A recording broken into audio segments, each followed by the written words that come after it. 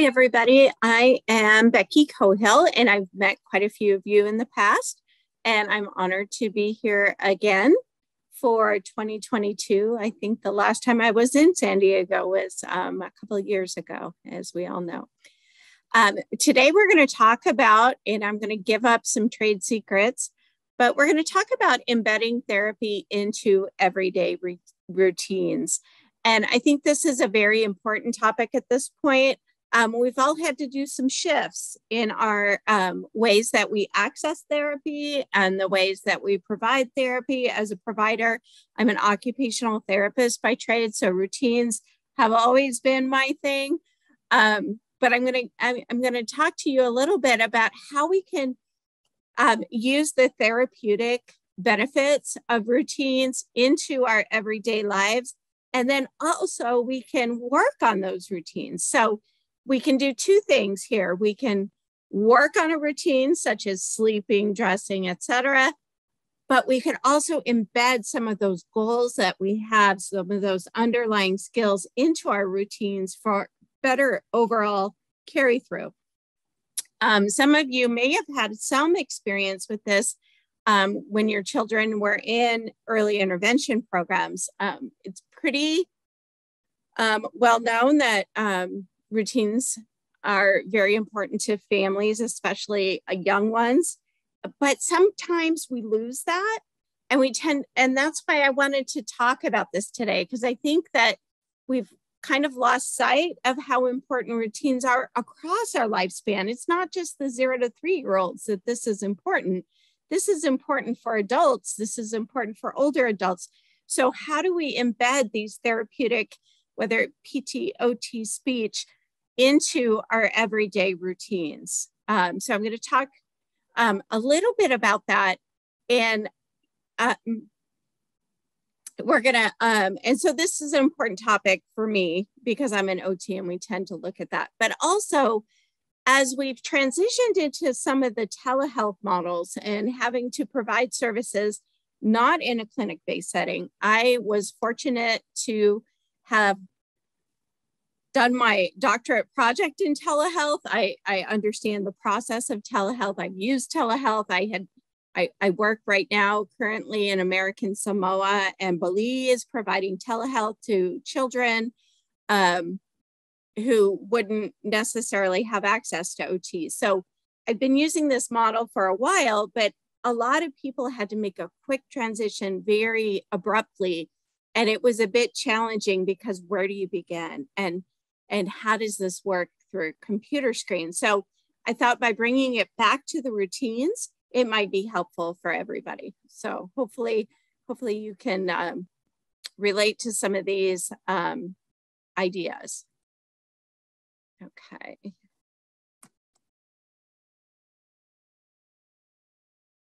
There it is, sorry, technology.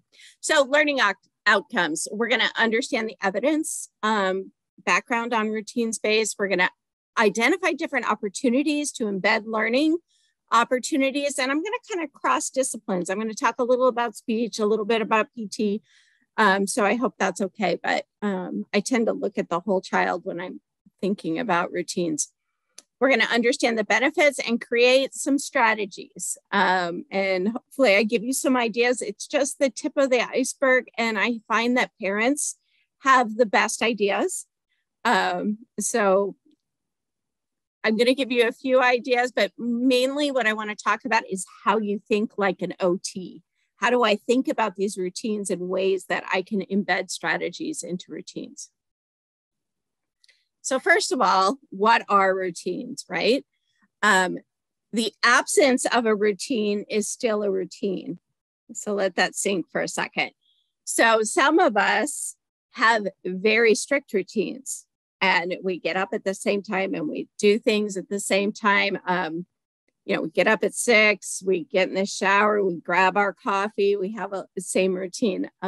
Funny side note, my husband knows my morning routine so well that on Valentine's Day, he planted little sticky notes all around the house in the order that he knows that I go. So he went to the coffee pot, to the computer, to the shower. So it was quite funny that he knows my morning routine so well because it's pretty rigid. But sometimes people don't have a routine, and that's okay too. And that's okay with them. Or their routine may look very different. And that's why I'm saying parents have such great insight into what their family does, who participates, and we'll get into that a little bit more. But to give you some concrete information on what a routine is, I take for granted that I know a lot about routines, that everybody knows that. So there are a sequence of activities that provide structure to our life. So it's something somebody follows on a regular basis. The way I get ready in the morning, the way I do my hair is a process. You know, it involves this product. And if I'm out of this product, it totally messes up my whole morning. So it's a sequence that we follow on a regular basis to get ready. So like toileting, bathing, hygiene, dressing, that's all good examples of a routine. Now, on the flip side, some people think of habits. We have habits too. Habits are much more automatic, things we do without even thinking about. You know, I guess I would have to admit that one of my habits is about 3 o'clock in the afternoon, I need something to chew on. It's a sensory oral because I'm starting to wind down my day and I need that little boost of energy. So it's like a habit. I just reach for something without even thinking that I'm doing it. Or taking rest breaks from the screen. I think this is really important in the age of telehealth. That's something we have to do. I'm again guilty of staying on the computer for hours and hours and hours without that little break. I have to get in the habit of, I built in going to the mailbox. I have to walk to my mailbox. And so I know what time the mail comes, and that's kind of a built-in break for me to get away from the screen. So that's more of a habit, whereas the routine is more of that sequence. Okay. Some other information about routines. They're pattern behaviors that have instrumental goals. They're way we coordinate activities to reach a goal. Okay, so our goal is to get ready in the morning. So we're going to try to reach that goal. AOTA, occupational therapy, which is based on occupational science, which is the form, function, and meaning of activities.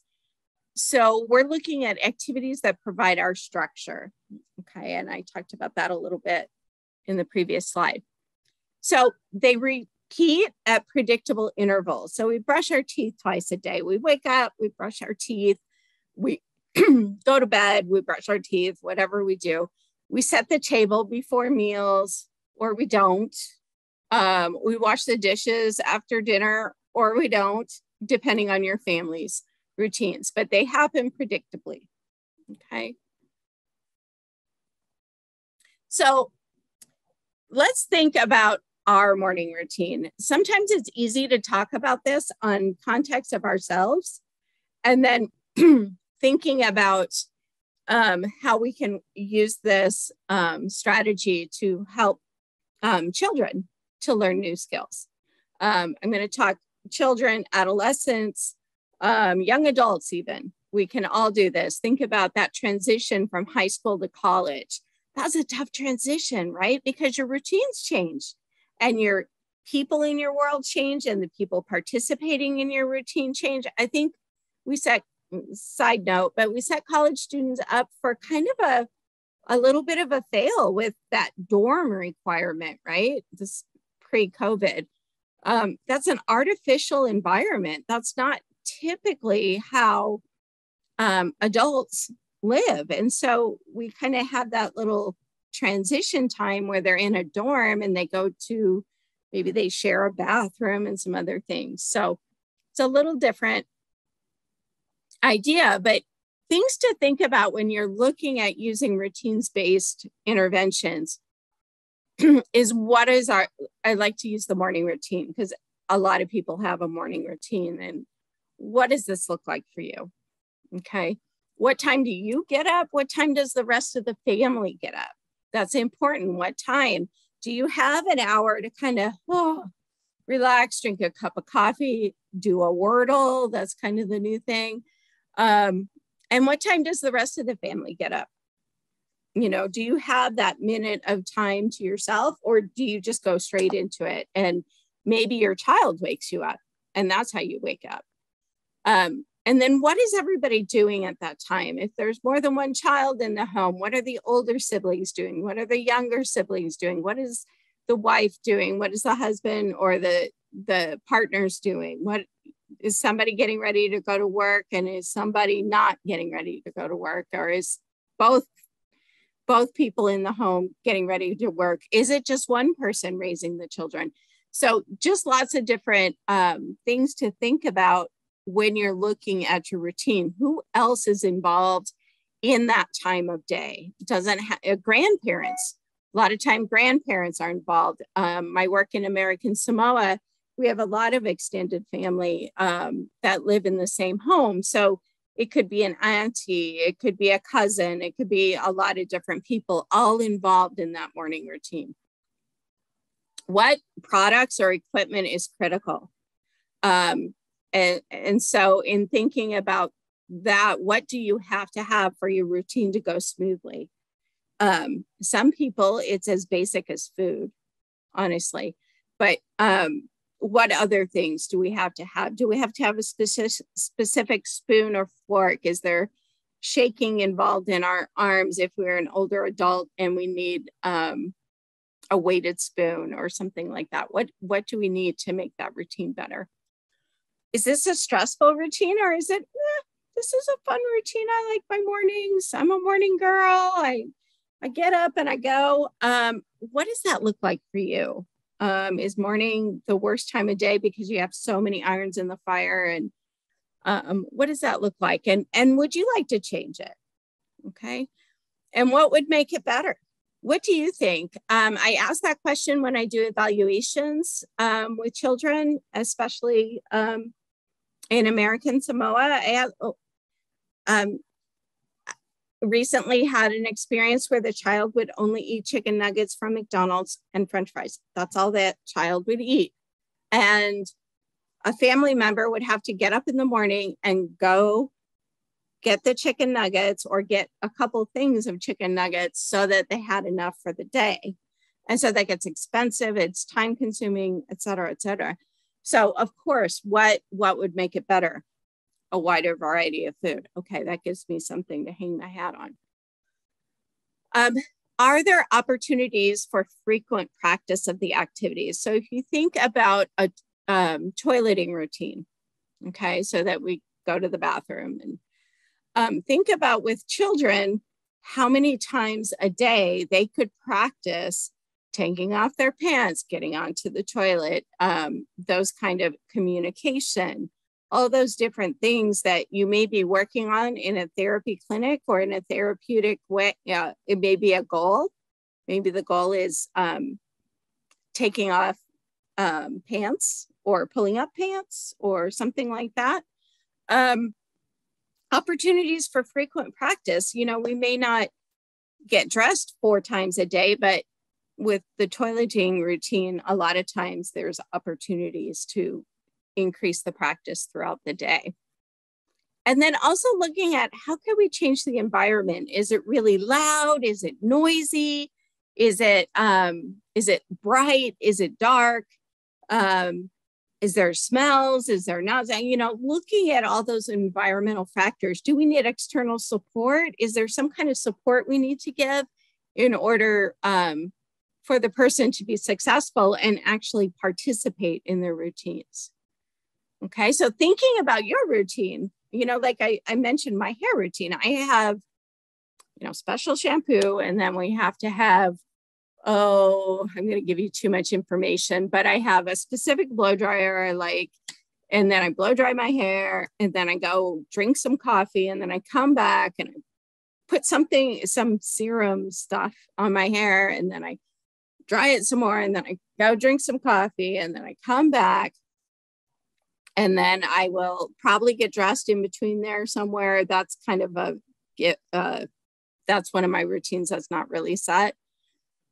And then I will put some hair product on my hair and blow dry a little bit more. And then I take my flat iron and I do that.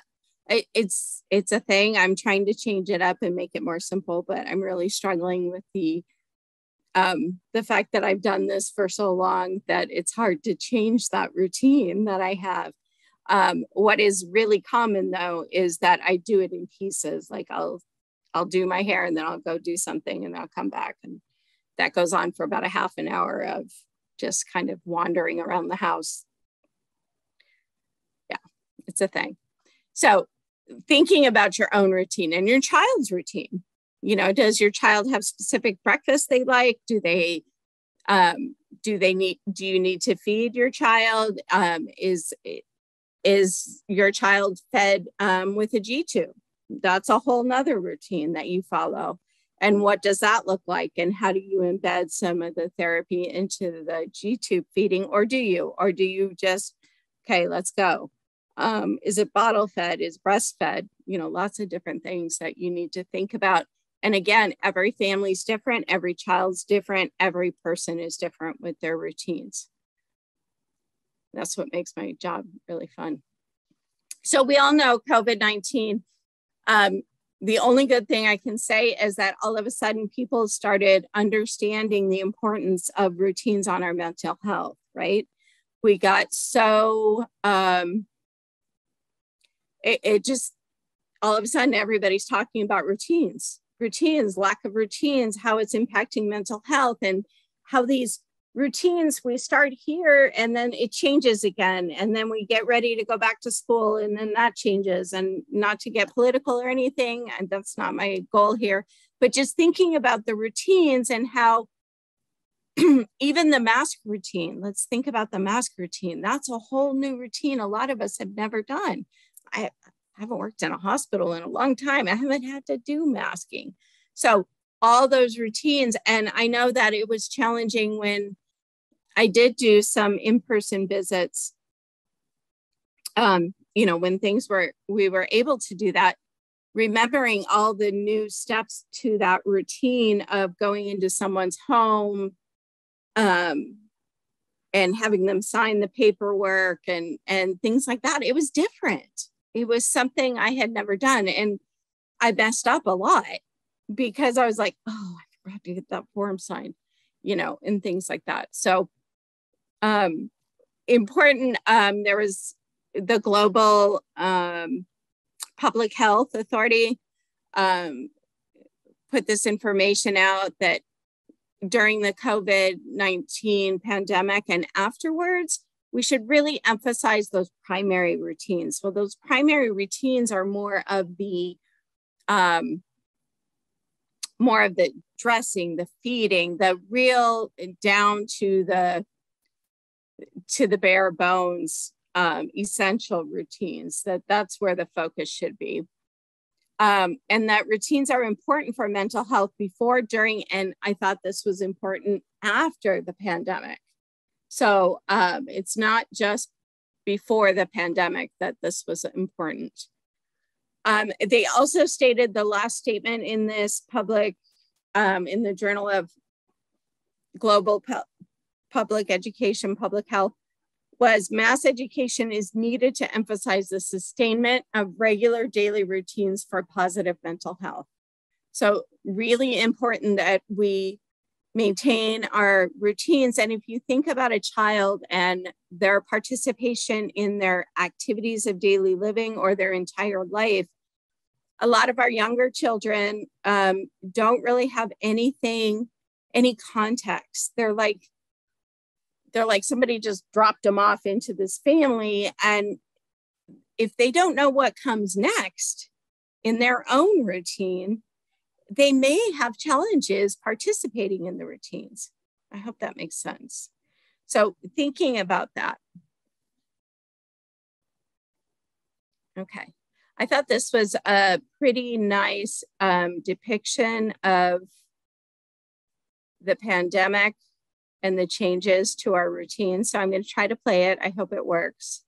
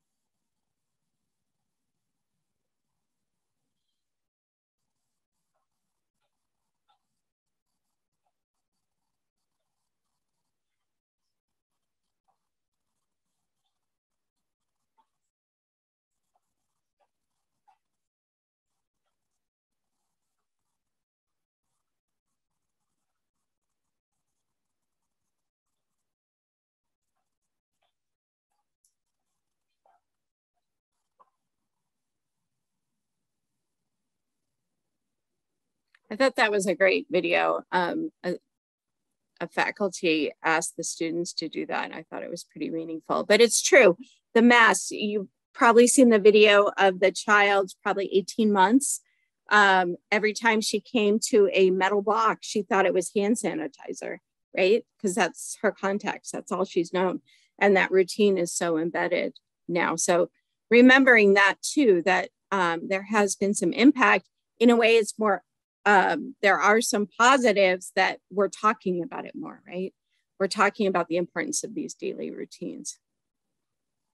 So there's evidence out there that supports routines-based intervention. And I'm going to abbreviate that because sometimes it's a mouthful, but RBI is what I call it.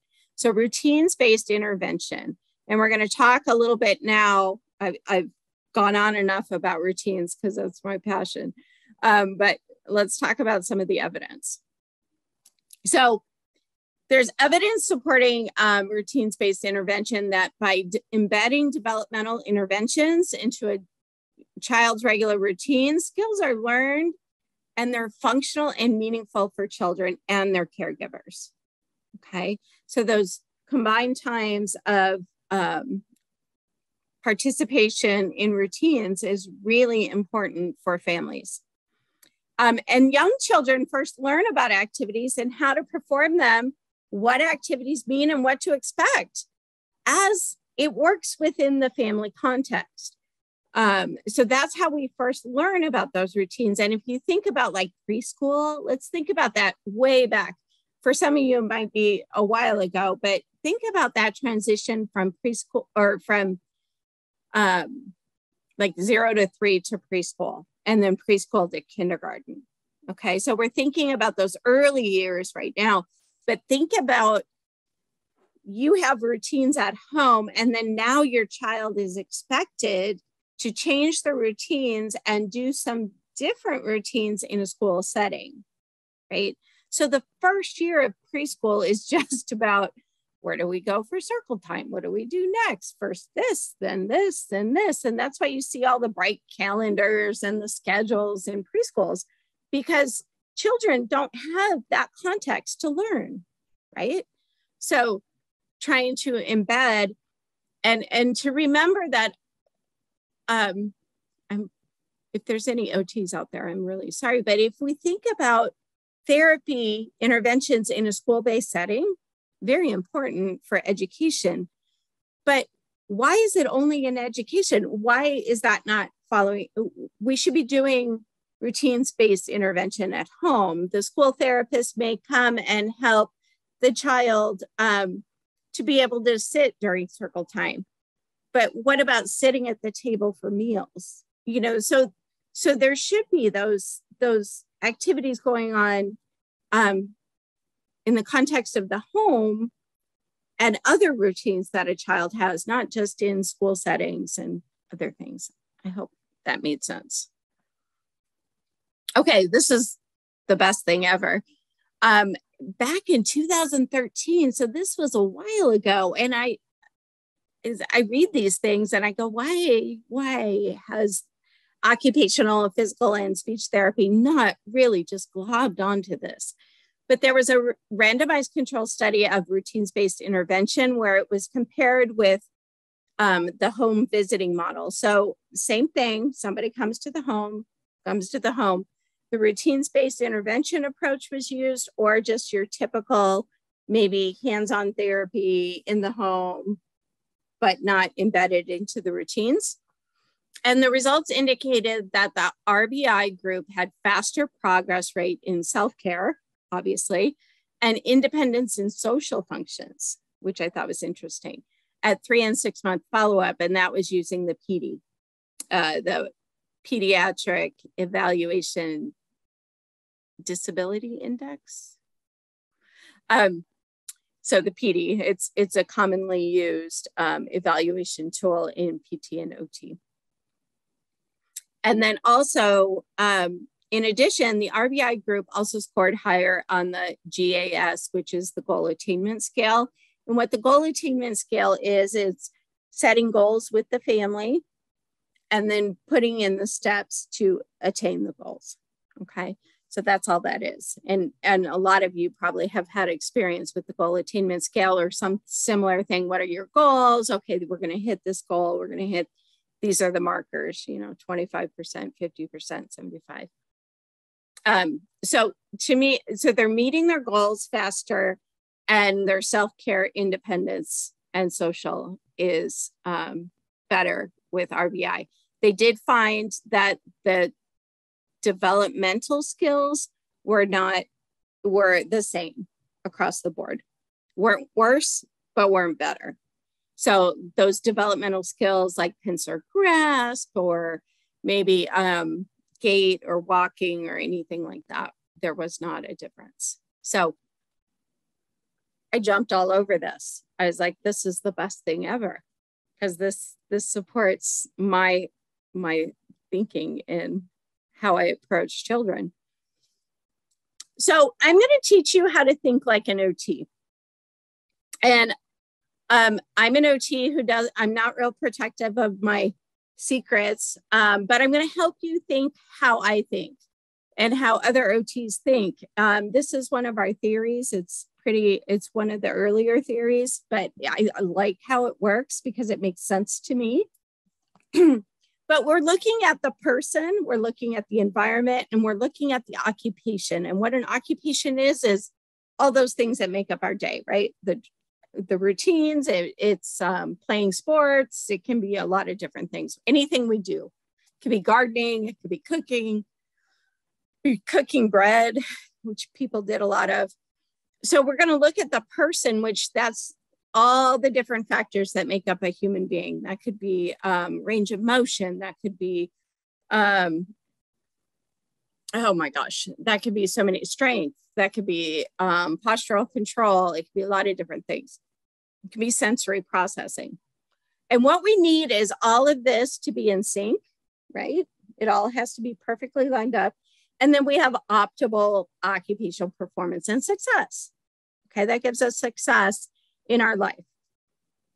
What happens is throughout the lifespan, think of this as a tube, and it changes. Sometimes the person, think about an aging adult, maybe the person becomes the big factor because there's health concerns, there's different changes in abilities and mobility and things like that. So that person becomes a really big part, and we're out of balance. Okay, so that happens normally throughout a normal lifespan. Sometimes the environment changes. Think of that transition to college. Sometimes that's different. Or the occupations change. Many people stopped working at a place of work and started working from home. And so their occupations changed. People changed jobs just so they could work at home, right?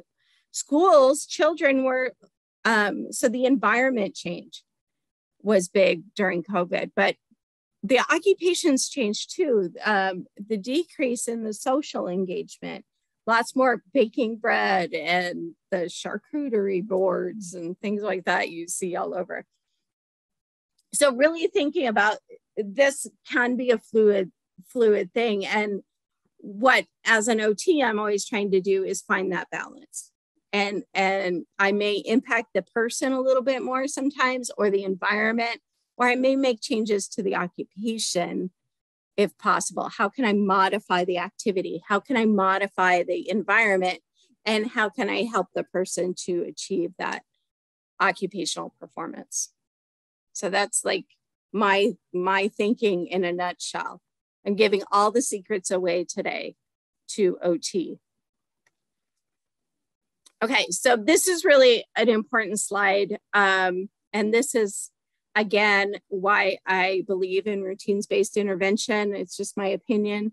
But if you think about traditional home-based therapy or traditional clinic-based therapy, remember that you have an interventionist, which could be OT-PT speech, and then you have an interaction and an opportunity with the child, which lasts about maybe an hour, and it makes a change with the child.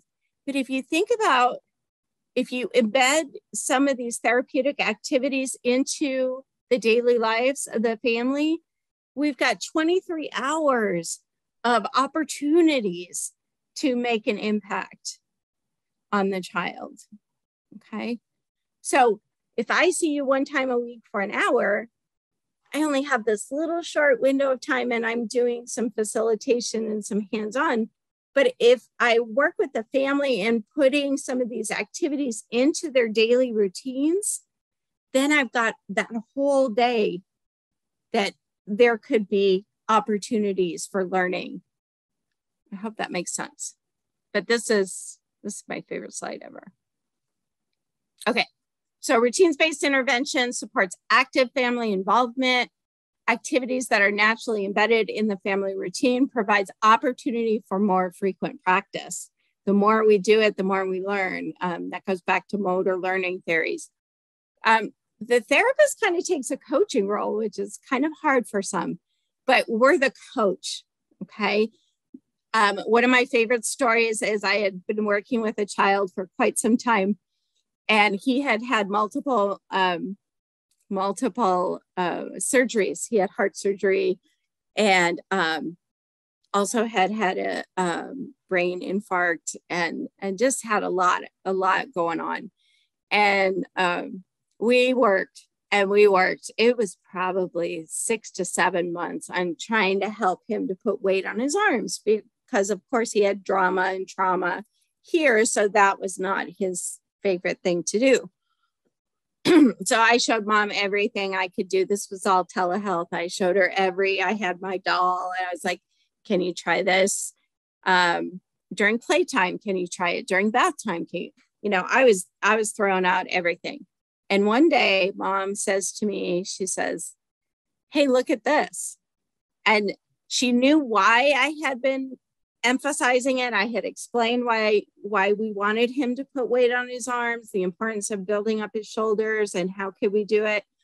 And she dumped him off the couch and he put his arms out and he sat there for a while and moved on. And he's now crawling and walking and whatever.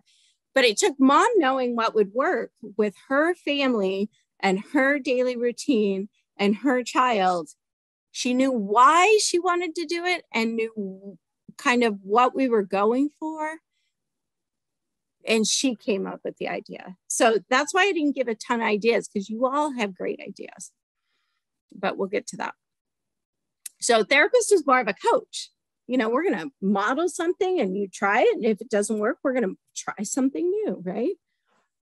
And children learn best in environments where real life occurs. Okay. Children don't live in a little bubble. They learn best in life. So how do you start as a parent embedding some of this? So you got to look at your routines and you got to pick one. There's some routines that open themselves really nicely to some of these techniques. Feeding is one. You can kind of cross the board for a lot of different areas, and feeding, not only feeding, but also social engagement and pincer grasp and hand to mouth and tool.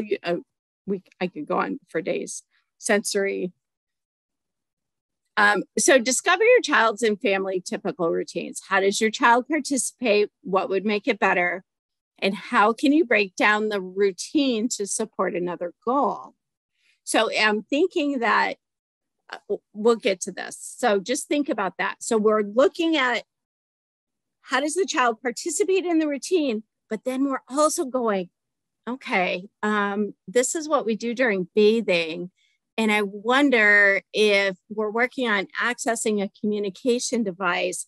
I'm wondering if I could do something during bath time that makes sense, because makes sense for the bath, whether it be pointing to body parts, pointing to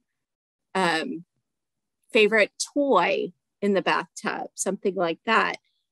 That would support that goal I have for using the assistive device or the AC device during mealtime. So that kind of thinking. So not only thinking about how do I make the routines better, but how do I make that kind of cover some of those other goals, cover into other routines? Okay, so we got two things going on here. Prioritize what is important to your family. okay? Don't do it all at once. Pick one time. The worst thing I did as a new therapist was give families home programs, and they were long, and I expected them to do this. And this is before I had my own children. I was like, oh, looking back, I'm like, oh, that probably wasn't the best idea. How could I have incorporated that into what they were already doing? Okay. Determine what routines go well and which ones are more challenging, and identify who else might be involved in the routine. Who else could help with this routine? Siblings, father, mother, aunt, grandparent, daycare, schools, so many different people that your child might come in contact with. And then you have to look at the opportunities. What are the goals for your child? And what are your goals for their participation in these routines and occupations? So two things, like I was saying, goals for the child overall through their daily life, and also for these specific routines. Where are those opportunities for frequent practice? Is it eating? Is it toileting? Is it sleeping? Is it getting ready in the morning? Is it playing outside? What are those opportunities that you could have a child practice? How does the environment, remember that model, PEO, how does the environment support or hinder their participation? And how could we piggyback frequent practice in multiple different routines? Okay, so we're gonna practice.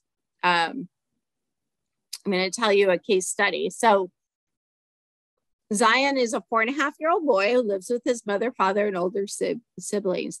He is not in school at this time due to COVID and spends most of the day with his grandmother. His parents are working.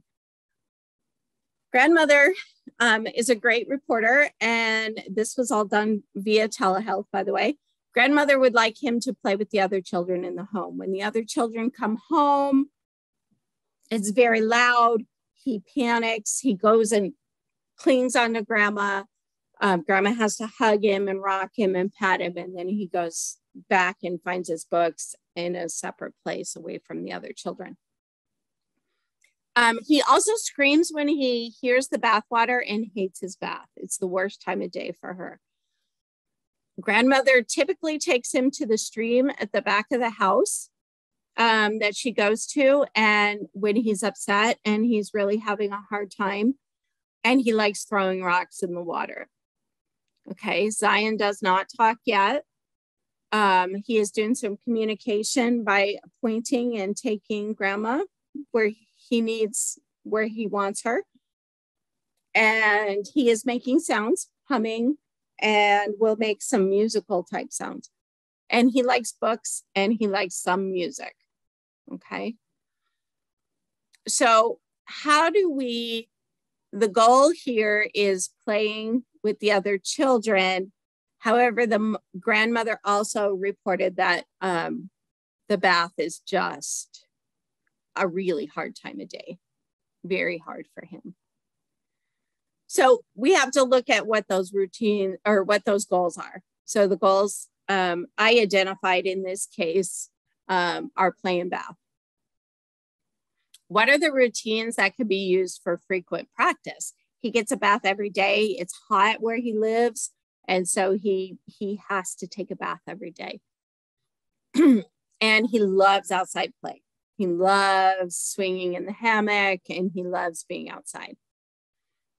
So what are some of the skills that can be carried over into multiple routines? Remember, our overarching thing is we're going to have him play better with the kiddos. We're going to do some turn taking kind of activities. So how can we do that in other routines? So can we do that during eating time? Could he point to what he wants? Can another child sit next to him during the mealtime? Can we do things, sensory processing? Can we do things to kind of decrease the anxiety with the bath time routine and the sound and the ears? Can we play music? Can we put something in his ears? Can we put headphones on? What can we do there? Can we do some heavy work before the bath? Can he take a bag of rocks and carry them back from the stream and then go get into the bath? So doing something he prefers prior to. So these are things that I was thinking about when I talked to Grandma. Self-regulation. Can he identify?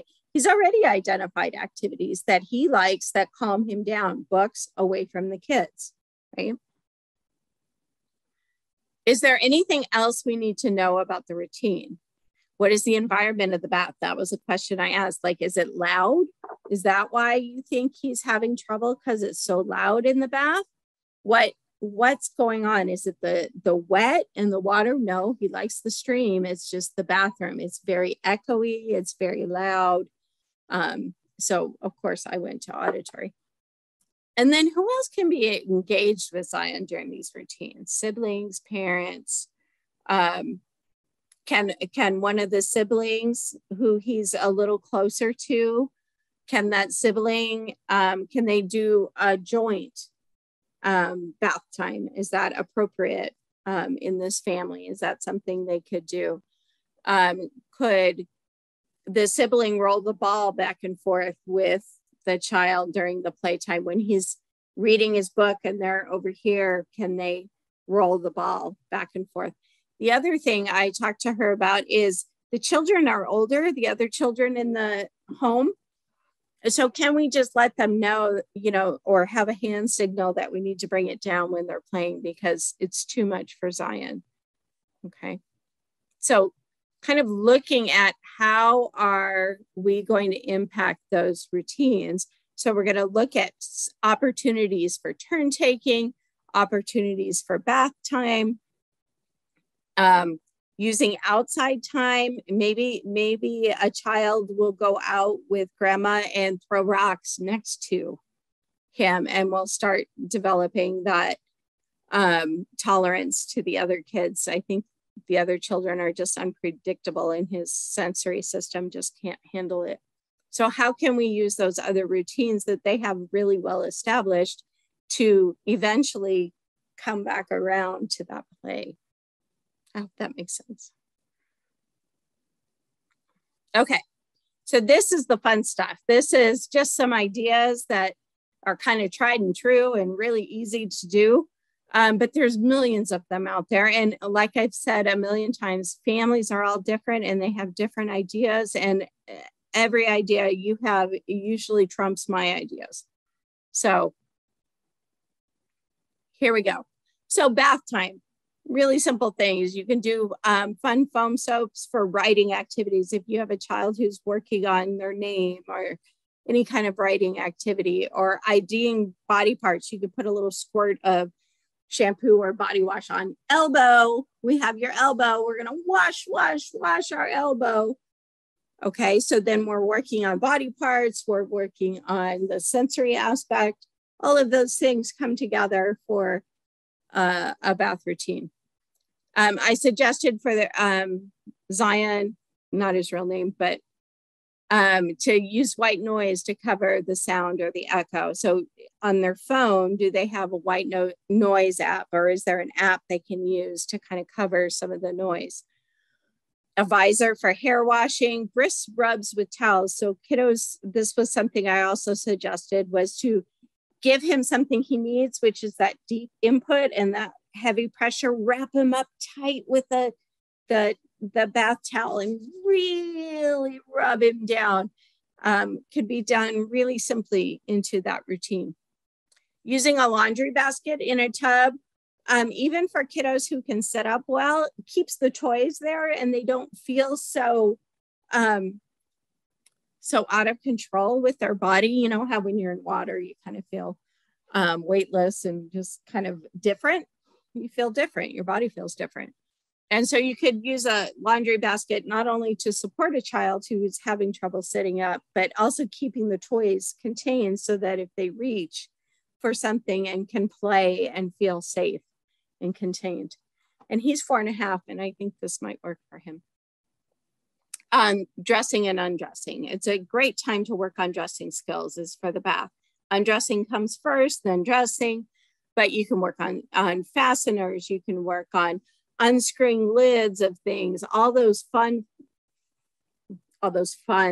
motor things that a lot of times we're working on in therapy, we can carry over to those daily routines, right? Okay. Sleep is a big one. It's always a big one. White noise sometimes work. That consistent pre-bed routine. I feel like bath bottle bed, is like my bath book bottle bed. Sometimes all the bees. So keeping that consistent. So remember, kids don't know what's supposed to happen next. They don't have that skill yet. So keeping that consistent for them will help with that sleep routine. If it's taking 2 hours for the child to wind down, you need to create that trigger of, okay, I get a bath, then I read a book, then I get a bottle, and then I go to bed, or binky bottle bed, or whatever it is. You can incorporate, remember we're talking about the pointing, we can do pointing to pictures. We could be good night moon, good night mommy, pointing to different people. You can point to different objects in the room. That's a speech thing, a communication skill. All those things are embedding therapeutic techniques. We would be doing that in a clinic, right? Looking at a book and pointing to pictures. So how can we do that at home? Sometimes consistent smells, if it's similar to the same routine, if they smell something, if they smell lavender, and then they know that they associate that with bedtime. There's those tight sheets out there. I've had some families use those and they felt like they were successful. Some people use the weighted blankets. Those were originally an OT thing and hard to come by, and now they're mass produced and everybody has one. So weighted blankets sometimes are helpful. The other thing is like calming jars where you put glitter in and you kind of teach that meditative kind of calm down state that children need. That's just easy. And then you can carry that over into other routines, more stressful routines, that once they learn that with the sleep routine. Okay, dressing. I like this picture. And what I like about it is I'm always telling families when they're working on dressing or they're working on some skills to find a box. I always have Amazon boxes. It seems like that always works. But find a box, and that way the child's not having to support their whole body. And how can you use that box throughout the day? Can you use it during this little guy could take his socks off right there fairly easily without worrying about losing his balance and things like that. So boxes are great, kind of like the laundry basket in the bathtub. So you can work on making choices. Do you want this shirt or that shirt? Blue or red or green? All of those fun things. Do you want to feel the shirt first? Is that something? You can do turn taking. You put in, then mommy puts in, then you put in, then I put in over my head. Fine motor opening. You've seen the button boards and things. Not a fan because that doesn't really translate to buttoning yourself, right? Or zipping yourself or those kind of things. They're a little different, but opening a backpack would be a great way to work on a zipper. And then trying to translate it to a shirt. We don't do a lot of zippers anymore. We can do strengthening, hand strengthening, pulling over our head, body awareness. How do we work on body awareness? Following directions, multi-step, single step, arms in. Okay, put your shirt on. Shirt and then pants, increasing the length. And all of that's going to carry over to later skills. And then I put my positioning. This is changing the environment in that PEO. And that's positioning against the wall in a corner, etc. Okay. Transitions. Remember, we also have transitions. We have a transition time. Some people it's the drive to work. Some people it's no longer a drive to work, right? So we have different transitions, and children have them too. So really looking, and this is an area I find that kiddos struggle with, is that transition time. So we have lots of strategies, and here's a picture of I'm not sure what ketchup and pickle time is. I'm not sure what that is. But this is a visual schedule. This is first, then this, then this. You can have children move them. You can use first, then language. First we get dressed, then we go outside. Okay, helping them understand first we get dressed, then we go to school. First we put our shoes on, then we go outside. So just helping children understand those different things. Sometimes a transition item, social stories about the activity. That was another thing that I thought about with the little guy who was having trouble with the bath, was even though he loves books, so can grandma use one of his favorite books and make up a story about a bath? And Zion's going to take a bath today, and it might be kind of loud, but he can cover his ears, or he can wait until the water's done, and he can tiptoe into the bathroom. Whatever she came up with, we came up with some ideas together, but making up a social story that for him, it really didn't matter what book it was. So just getting his book and making up what that bath would be like. Okay. Video modeling. There's a lot of videos out there. I use a lot of that with kiddos who are picky eaters. Sometimes if they see, especially in this COVID time, they're not going to school, they're not going to preschool, they're not doing those things. So how can we use the videos, being mindful of screen time, but using videos of other children eating and maybe helping the child get some context on what they're supposed to do during that time. I also do a lot of carrying heavy objects. I used to do this in school-based practice and in home-based. Can we put some books in a bag? And this little guy, can we have him carry the rocks from the stream? Or can you put his soap that he uses in the shower in a bag and he carries it? And so that heavy work kind of helps to calm down some of that anxious feeling. So that's just another idea. Oh, feeding. I like this picture because it's actually feeding a goat, but I thought it was super cute. Because I've seen those bottles for adults or for kids. So feeding, fine motor skills, you know, the pincer grasp, the manipulating food in their hands, all of those things. We start with raking like this, and then we move to this. That's a great time to practice those skills. Sensory processing, food is gooey, food is crunchy, adding those words to it, food is chewy, all that fun stuff. Oral motor, of course, we can work on oral motor skills. We can change it out. Tool use, which carries over into play.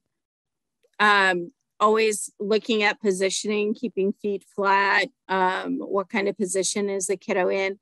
What about the temperature of the food? How does that impact the child? Is it a temperature thing? Can we change the temperature? Can we change the spice? Can we do some other things and identify, you know, some of those areas that are helpful? This is looking at the feeding issue.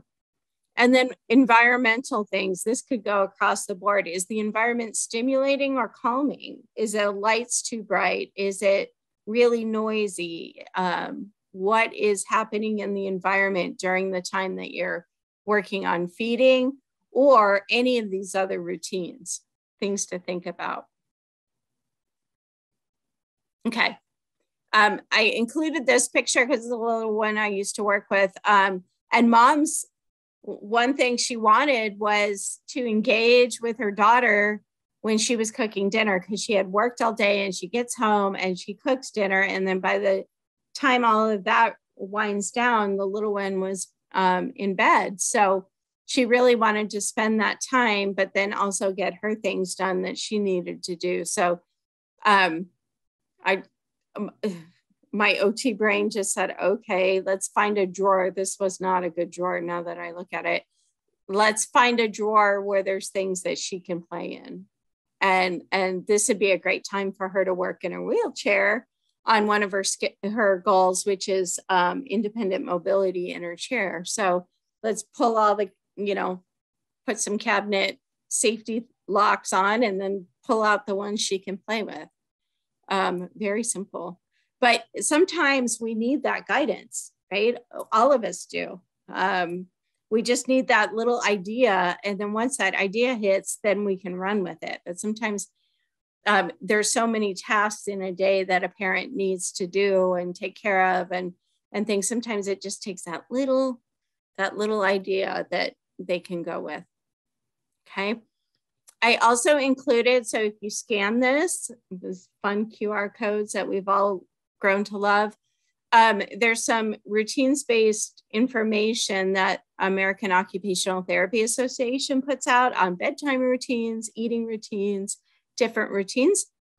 So I just included that. If you want to scan that, you can pull that up.